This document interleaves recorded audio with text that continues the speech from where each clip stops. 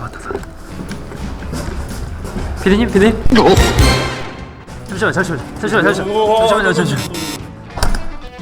촬영 한 번만. 저도 키가 있습니다. 왜 또 왔어?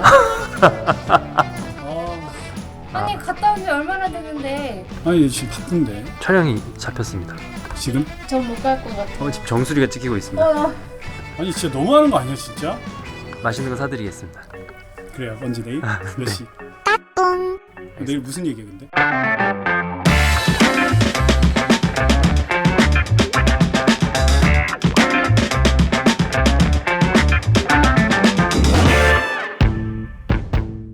유교 입장만 들어봤으니까 이제 기독교 입장도 들어봐야죠.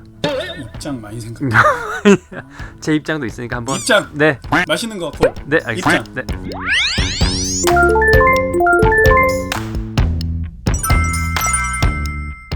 네. 네. 촬영이요? 아. 예. 그래도 또 우리 청취자분들을 만나는 자리이기 때문에. 우리 지금 네. 설 특집으로 네네. 제사 관련된 얘기 하고 있잖아요. 네네. 소수서원 어땠어요, 저? 별로 기억 안 나는 눈치인데? 소나무가 너무 예뻤습니다. 아니 굿즈 잘 있었나요 그날? 자기 혼자 있다가 누군가 들어갔을 때 우는 소리랑 개소리로. 개소리만 들어도 알아채. 지금 이제 가족들이 다 있을 때 채연 씨가 들어가면. 낮고 굵게. 워 이렇게. 아니 잠깐. 자 그러면 이제 아무도 없을 때.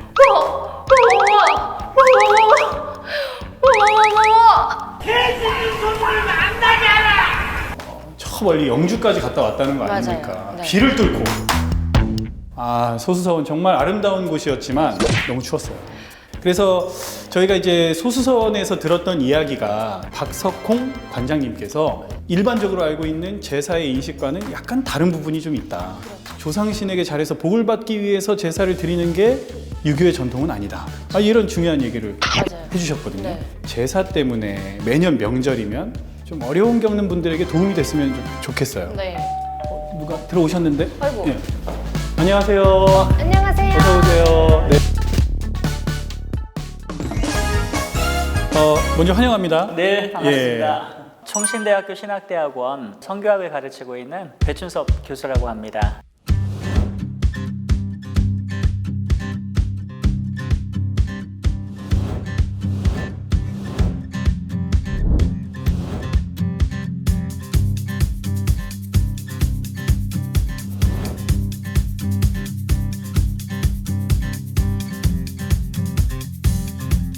매년 명절이 되면 네. 원치 않는 갈등으로 힘들어하는 가정들이 참 많습니다. 기독교에서 말하는 제사와 네. 우리 한국 사회에 지금 자리 잡고 있는 제사, 어떤 부분이 가장 핵심적으로 차이점이 있다고 보십니까? 우리가 인간이 율법을 어겼을 때 죄를 지었을 때에 그 죄를 그냥 내버려 두면 안 되잖아요. 네. 그래서 하나님께서 하나님과의 또 관계 회복을 위해서 의식이 강조된 제사를 레기를 통해서 말씀하십니다. 네. 이 제사 속에서 무엇이 강조가 되냐면 형식이 많이 강조가 되죠. 네.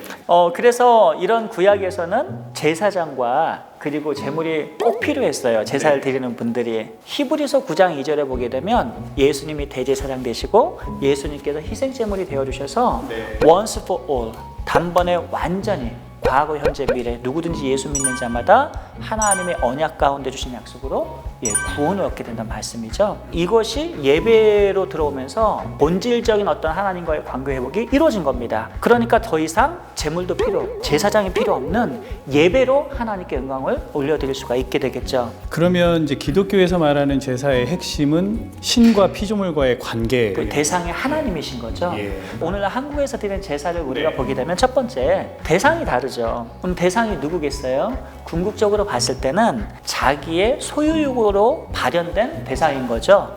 선지서나 우리 구약 전체를 보게 되면 항상 강조하는 것이 하나님께서 우상 숭배하지 말라고 그랬어요. 우상 숭배가 영어로 idolatry입니다. 사실은 nothing입니다. 근데 특별한 신성을 거기다 부여하는 겁니다, 사람들이. 그러니까 자신들이 만들어 놓고 인간이 거기다 신성을 부여해 줘요. 그리고 그 우상한테 다시 지배를 받습니다. 모종의 역학관계죠. 잘 보면은 그 신이 나를 도와주는 것 같고 또 돌아가신 어떤 그런 조상이 우리의 삶 가운데 영향을 끼치는 것 같지만 그건 사실은 인간이 권위를, 신성을 부여한 겁니다. 그 대상한테. 스스로. 그렇죠. 예. 그리고 다시 그 대상한테 지배를 받는 거죠. 이것은 기독교의 예배와 기독교의 제사하고는 완전히 다른, 네. 결이 다른 것이라 볼 수 있습니다. 의도하진 않았지만 믿지 않는 가족들이 봤을 때는 네. 당신들은 도대체 조상을 어떻게 생각하는 거냐. 불효자. 오해하시는 분들이 계시거든요. 1920년 9월 1일자로 동아일보에 영주의 권성아 씨의 아내인 박 씨가 자살한 사건이 기사화된 적이 있어요. 이분이 원래 이제 유교 집안에서 기독교인이 되었는데 이분이 이제 기독교인이 된 다음에 이제 성경의 가르침에 따라서 이분이 제사를 거부하게 되죠. 그래서 이제 그의 아내는 아직 기독교인으로서 가치관이 변화지가 되지 않았는데 이것이 부모님한테 죽은 조상에게 불효하는 건 아닌가, 이러한 이제 막대한 그러한 책임, 자책감을 느끼게 돼요. 그래서 치마를 둘러쓰고 그리고 물에 빠져서 자살을 하게 됩니다. 왜 불효하느냐, 이런 오해를 한 거죠. 당시 월남 이상재 선생님이 조상제사는 효를 다하는 건데 기독교인들은 효를 다하지 않는 거냐, 이 이야기를 하세요.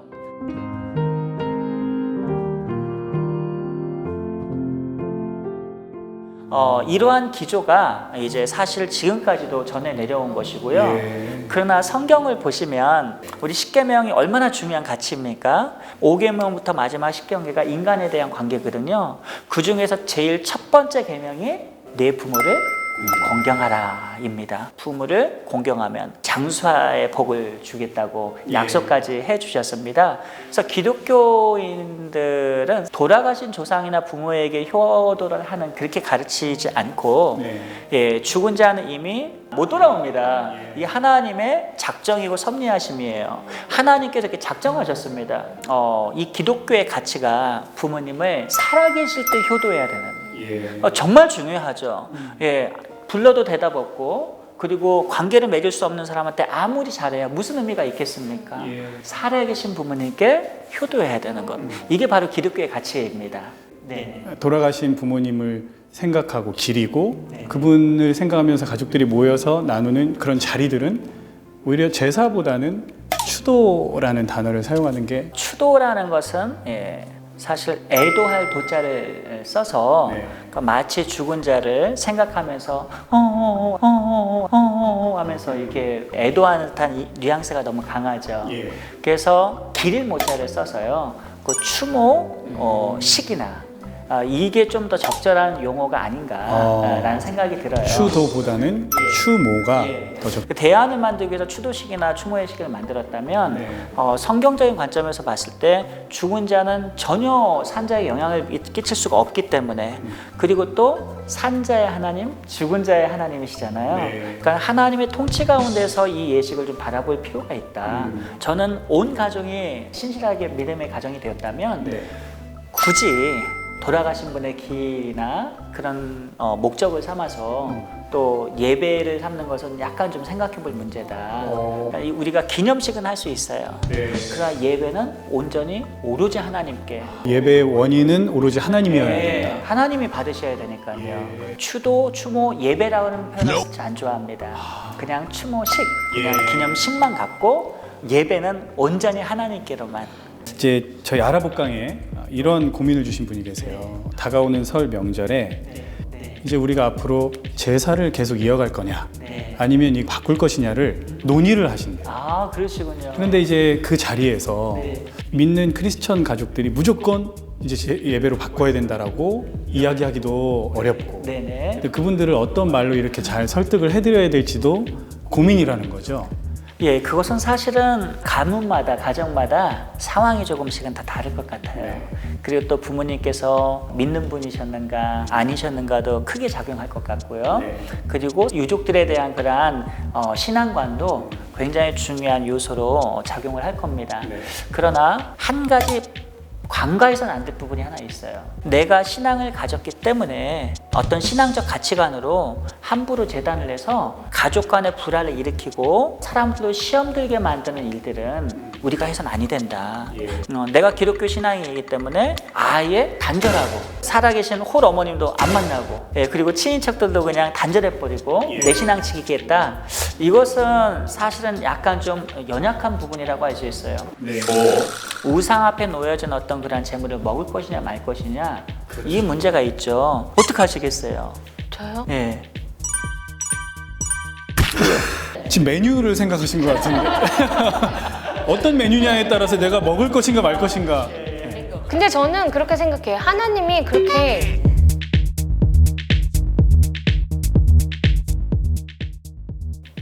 쪼잔하신 분이 아니다. 그렇죠. 인간이 쪼잔하다. 그렇죠. 그래서 사도 바울이요 음식을 먹는 사람을 오히려 믿음이 강한 사람으로 표현합니다. 그러니까 우리가 상식적으로 생각했을 때는 자기 신앙 지켜서 안 먹는 사람들을 신앙이 깨끗하고 믿음이 강한 사람이라고 말할 것 같은데 오히려 먹는 사람을 믿음이 강한 사람. 왜 그렇죠? 금방 말씀하신 하나님은 쪼잔한 분이 아니시다. 예수님 믿고 구원받은 그 믿음이 복음의 가치가 훨씬 더 큰 거죠. 그러니까 복음이 그저 타 종교의 신앙관이나 철학에 의해서 충돌되는 대항적인 복음이 아니라 덮어버리는 거죠. 유일한 진리로서 작용을 하는 겁니다. 그러나 다만 다른 사람이 시험 든다면 덕이 되지 않는다면 안 먹어주는 것 그것도 또한 놓치지 않았죠. 그래서 조상제사도 이런 관점에서 다가가야 되는 거죠. 아예 안 만나고 명절 피하고 이 정도가 아니라 과감하게 가서 만나고 음식도 만들어주고 돕고 그러면서 우리 하나님 이런 분이십니다. 예수님 이런 분이십니다. 복음을 전하면서 그러면서 시간을 길게 잡고 계속해서 그리스도의 사랑을 보여주고 실천하고 그러면서 마음을 녹이는 거죠. 이것이 선교사님들이 그렇게 하셨고 성경의 역사적인 모든 크리스찬들의 신앙에 진실한 분들의 삶의 모범이었거든요. 우리도 그 모범 따라야죠. 가족은 적이 아니에요. 불신자는 신자의 적이 아닙니다. 다 구원받아야 될 대상입니다. 애절한 마음을 갖고 우리의 죄를 대속하시기 위해서 십자가에 달리신 예수님의 마음을 갖고요. 우리가 복음을 전하며 그분들이 구원받도록 우리가 그렇게 실천하는 삶을 사랑의 실천을 보여야 되겠죠. 목사님 그렇다면 이제 가족 중에 나는 그래도 제사 포기 못한다.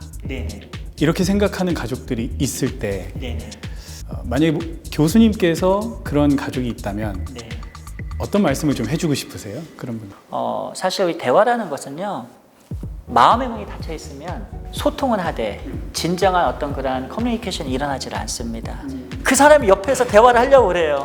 진짜 싫다. 생각만 해도 싫죠. 무슨 얘기냐면 먼저 그 사람과의 관계가 회복이 되어야 됩니다. 우리가 복음을 증거했을 때에 마음을 활짝 열고 복음을 들을 수 있는 어떤 관계의 장을 만들고요. 그 다음에 진리를 전해야 되겠죠. 이때 역사하시는 분이 성령 하나님이십니다. 그럼 하나님께 전적으로 맡겨서 우리가 할 일은 복음을 전하고 그리스도의 사랑을 실천하면서 기다리는 하나님께 맡기는 게 중요한 것 같습니다. 그러려면 더 자주 연락하고 더 자주 찾아뵈야 되는 것 같아요. 1년에 한 번 명절 때만 딱 만나서 그런 얘기를 전하면 안 들을 것 같아요. 그렇죠. 이 부분을 딱 저희가 추려서요, PD님. 우리 채연 씨 결혼하신 이후에 꼭 시부모님께 좋습니다. 어머님 자주 찾아뵐게요. 용돈 많이 주세요. 우리나라 초창기 조선 시대에 개신교가 또 조상 제사를 강력하게 거부를 했던 것으로 알고 있는데 맞습니다. 또 구체적인 이야기를 좀 들려주실 수 있으세요? 이제 교회 역사가들도 있고요. 또 일반 역사가들도 이 부분에 대해서 천주교가 들어왔을 때, 예. 그리고 또 이제 개신교가 들어왔을 때 네. 좀 나눠질 수 있거든요. 천주교가 처음에 조선에 들어왔을 때에는 조상제사를 거부를 했었어요. 예. 1600년대죠. 근본적인 원리적인 입장에서 이 조상제사를 종교적인 관점에서 봤어요. 그러다 보니까는 교황청에서는 거절을 놓으라고 얘기를 했는데, 중국에서 마테오리치가 이제 선교사가 사역을 하면서 그것이 아닙니다. 문화적인 입장으로 봐야 됩니다. 부모 공경이 더 강한 것 같습니다. 그렇게 해가지고 또 천주교에서 또 바뀌어요, 입장이. 예. 네, 개신교 입장에서 우리가 정리를 해본다면, 첫 번째는요, 죽은 영혼에게 종교적인 제물을 드리는 입장으로 봅니다. 10계명의 제1계명과 2계명을 위반하는 것으로 우리가 좀 해석을 하고 있고요. 그리고 두 번째는요, 제사는 영혼 불멸설 입장이 굉장히 강합니다. 나무에 심주었다는 자는 영혼이 살고 있어서 거기에서 음식을 또 먹기도 하고 후손들에게 복을 준다는 어떤 그러한 가르침을 기대를 갖고 있어요. 물론 이것은 유교와 샤머니즘의 접목을 통해서 생겨난 한국식 토착적 어떤 그런 제사 의식이라고 볼 수 있습니다. 이게 지금 가장 일반적으로 퍼져 있는 제사에 대한 우리나라 사람들 인식 아닙니까? 그렇죠. 예. 그러나 이제 유교 철학자에 의하면 초창기 유교가 그러진 않았죠. 이것이 나중에 발전하면서 후기 유교에서 나타난 그런 종교적 사상이고요. 또 세 번째는요, 산자와 죽은 자의 어떤 영적인 어떤 교통 교제, 스피리티시즘, 이걸 절대 반대합니다. 기독교는요. 개신교는 아예. 그런데 이제 기본적으로 제사를 드린 분들의 입장은 죽은 영혼이 좀 돌아와서 음식도 먹고 촛불 켜면 그 점등식이나 촛불 보고 영혼들이 찾아온다. 그게 이제 가장 두려우신 거거든요, 그분들도. 예. 그런데 사실은 이것 자체를 인정하지 않습니다. 예. 그리고 이러한 종교적 심성은 우리나라만 갖고 있는 게 아니라요, 다 갖고 있는 인간의 보편적 심성이에요. 그러니까 하나님이 떠난 자리에 어떤 신적 존재가 필요한 거죠. 네 번째는요, 천주교의 미사를 제사를 본다면 이 천주교는 무엇을 강조를 하냐면 화채설. 그러니까 이게 뭐냐면 우리가 성체 성리할 때 죄송한데 뭐라고 했어요? 아니 그냥 넘어가 주세요. 뭐라고 수박이요. 수박이요? 네, 화채설. 이건 내 몸이요. 그리고 이건 내 피라. 예수님의 성찬식을 보게 되면 천주교는 실제로 바뀌는 거죠. 이 신부가 목에다가 딱 넣어주면 이 목에 넘어가는 순간 포도주가 실제로 이게 예수님의 피로 바뀌고 실제 예수님의 살로 바뀐다라고 가르쳐요. 이런 입장에 대해서 우리 개신교는요, 이것을 인정할 수가 없는 거예요. 그 당시 조선 시대에는 제주를 굉장히 강조를 했었어요. 제사를 드리는 어떤 그런 주인 역할을 하는 상속자로서의 남자 역할. 죽을지 모르니까 일찍 어린 나이에 조혼을 시켜버려요. 첩을도 들어옵니다. 몇 번씩 부인을 두신 분들도 계시고, 그렇게 되면 상대적으로 여성의 인권이 어떻게 되겠습니까? 떨어지죠. 그럼요. 그러니까 여성은 하나의 그냥 부속품이 되는 거예요. 너 말고도 애 낳을 사람 얼마든지 있다. 여성들이 피해가 시집살이로 심하게 되고, 그리고 남성들은 윤리관이 무너지는 겁니다. 이런 것들을 선교사님들이 용납을 할 수가 없었어요. 그러니까 이러한 5가지 이유로 우리 개신교 입장에서는 그 당시에 드려진 제사를 강력하게 거부를 했던 겁니다.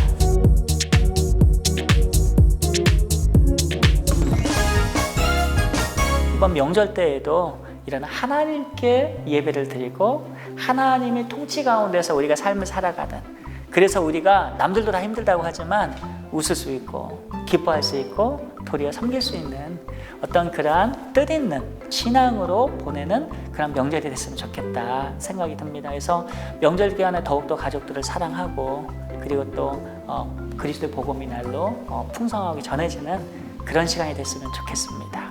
귀한 말씀 감사하고요, 예수님. 네, 행복한 명절 보내십시오. 감사합니다. 감사합니다.